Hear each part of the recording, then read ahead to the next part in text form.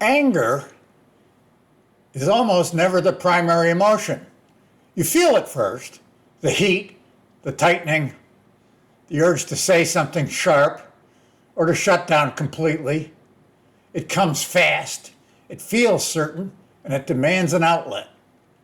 So most of the work people do around anger is about managing the outlet. Breathe, count to 10, don't send the message, remove yourself from the situation.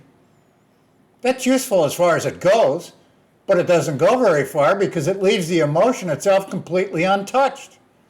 You manage the expression and the anger waits.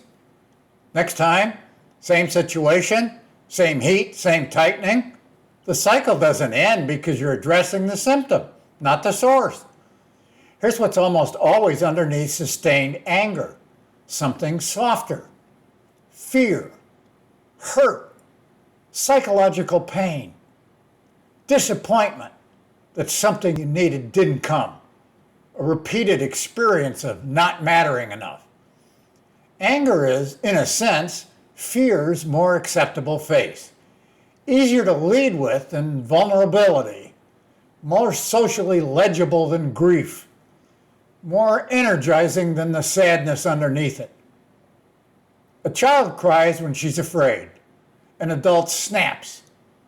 Same underlying state, different expression, because somewhere along the way the message arrived that the softness underneath wasn't safe to show. So it went underground, and anger came up to protect it. The reason working directly with anger is so difficult is that anger isn't where the charge actually lives. You can breathe through the anger 100 times, and the fear underneath remains completely untouched because you never went there. What actually dissolves sustained anger is going through it to what's underneath. That requires a willingness to stop and pause at the anger. Feel it fully in the body. Not act on it, not analyze it, but locate it physically and allow it to be there. And then ask, what's underneath this? What's the softer thing this is protecting?